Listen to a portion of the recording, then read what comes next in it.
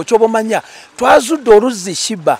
n'omuvubuka abazinanga ne Karaoke ne Shiba kalungi omuyimbi oluzzi era luno tuzudde ne kati omuvubuka kasoka tubulire eno ani amanya ge yibesanga batene Shiba ye Shiba ono yasenawo di amazi mwaka ki kiri kitya munguddeko baba kakati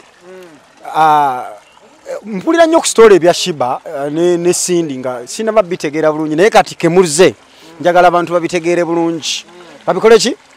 babitegeere bulungi nti Shiba gwe boogerako wa mutawaana Shiba wa muki wa mutawaana ate nga ye muwala yekka eyalina omukisa mu buli kimu nze nazinanga ne Shiba edda nga tuzina soko tubulira amanya nze essaawa zino kati bampita Chief Medi gemanya gange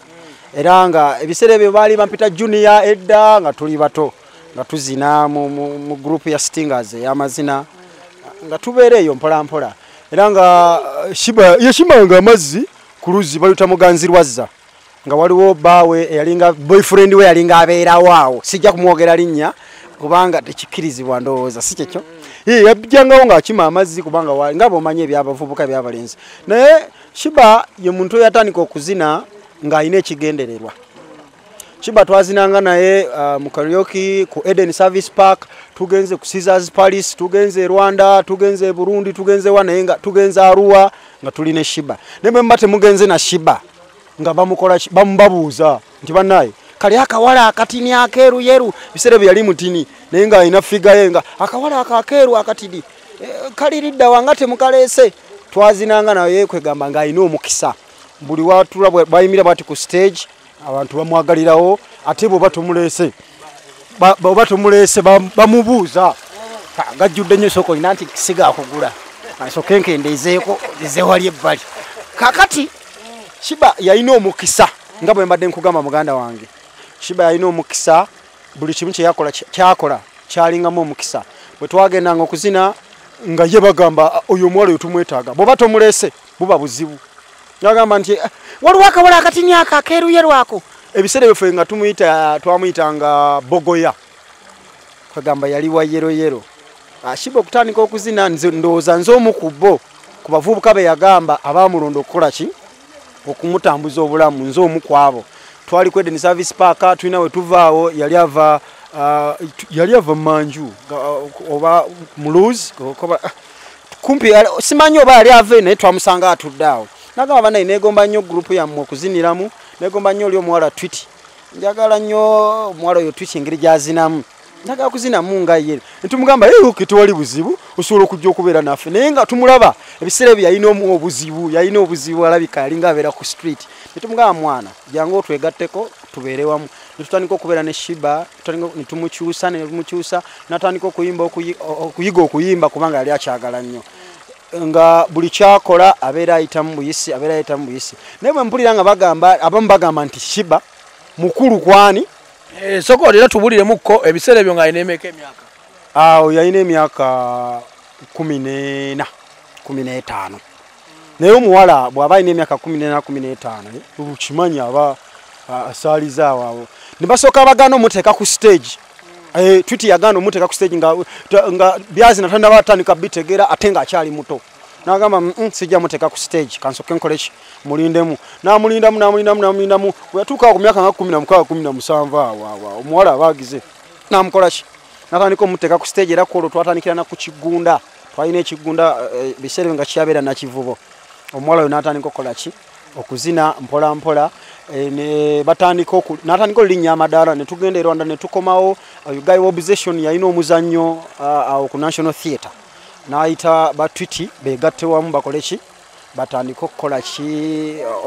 omuzannyo ogwo ne bakola omuzannyo ogwo era ndowooza oyo Guy Obsession oba ye Remy ali awo oba Ironi oba yani n'alondamu omuwala oyo n'amulonda n'agamba gwe tusobola okukola ki okwasaganya ebintu ebikola ki ebigenda mu maaso kuba Shiba yagala nnyo okuyimba ye yali yakuyimba era nga bw'ayimba kali akayimba you are my African king you got all my dream ye nga ye akayimba akakyusa ne kadda muki munga ye you are my African king the boy of my dreams then naimba he is my ghetto story ng'ayimba nnyo obuyimba obwo nga bwagala nnyo bambi era nga abuyimba nnyo ku live ng'atandikiriza mpola mpola ne tugamba ajja kuyimba batandika omuyigiriza solofaawo waliwo muganda Chaga oba kojja bwe bityo twabeeranga naye era nga tuzina naye karaoke then natandika omuyigiriza ne bamutwala eyo ku Caesars Palace natandika okuyiga okukola ebyenjawulo ebintu bino buli omu abeera n'omukisa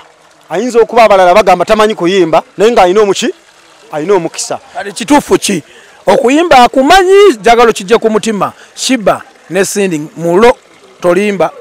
okuyimba kirungi omanyi gye yava bulungi nnyo kati njala oyogere mazima kituufu ki ekituufu mu kuyimba Shiba akyalina byalina okuyiga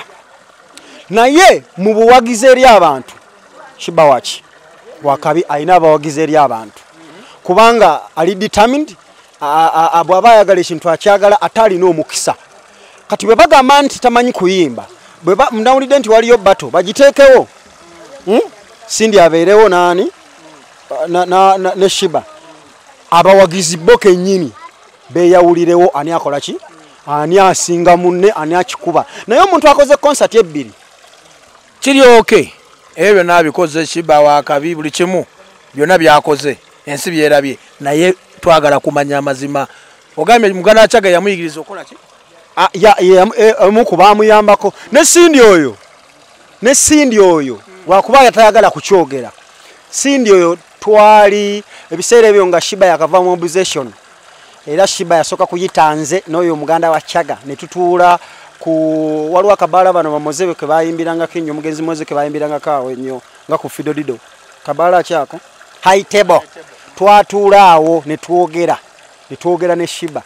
ne tumwa era twamuwa amagezi tugamba nti category gyogendamu Cindy music gwakola ki gwayimba osobola okwogerako ne Cindy oluyimba simanya njagala nkunyenyeze olwa Shiba simanya nkunyenyeza biki ebyo era Cindy oluyimba lwalinamu omukono okitegeera Cindy legend mu kuyimba naye akaana kano ka mukisa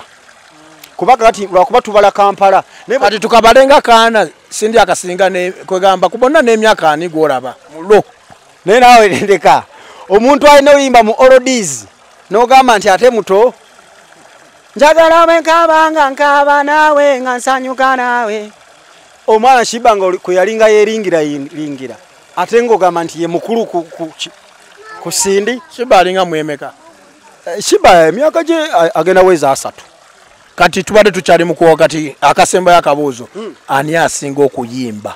nga tolimbye nga nze nga ggwe naye nga bakubya abawagizi nga ggwe mulo mu mutima gwo nga ddala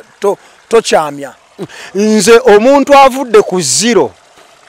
bakuyogamba Shiba avudde ku 0 omunaatuka watuse ebyo mwakirabye kati twagala ddala ekituufu ku stage bayimba ani gunawe n'ogamba oyo muyaya bw'oba ogenze ku stage Cindy anyuma okulaba ennyimba meka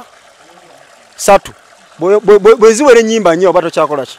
tokyayagala mulaba sagala oli Shiba yes nze nkuwulira tonziza mu bya nnyimba 3 medi Shiba bw'ajja okuyimba ani gwe bagamba nti gundi muyimbi oyo bali bagamba ku mutima gwo mu music Cindy oyo wakabi naye mu stage Shiba bw'atandika bw'agenda ku stage bw'ati tokowa kumulaba kyova olaba Cindy ayimbira basanzeewo kizibu okukuŋŋaanya ababe awo omulabye yakola ki oluzzi luno soka olutubulireko bulungi nnyo kyali kitya oluzzi lwa Shiba yasanangamu amazzi Shiba nagambye yalina boyfriend we wane ekyamuleetanga okukiba amazzi ku luzzi luno omuganzi lwazza waliwo nerwerugoba naye yalinga ajjira nnyo ku luzzi olwa muganzi lwazza kubanga yalinawo boyfriend we era nga bobimanyi bajja okwerabalaba kati nga ogamba gwe yakuleka ku kyalo nze bwe yandeka ku kyalo ebyo bibeerawo byansi byakuleka kakati nze byange byalinga kwasaganya nze mukyazina amazina bwe mba nnyimba nsobola mpafominga nnyimba nga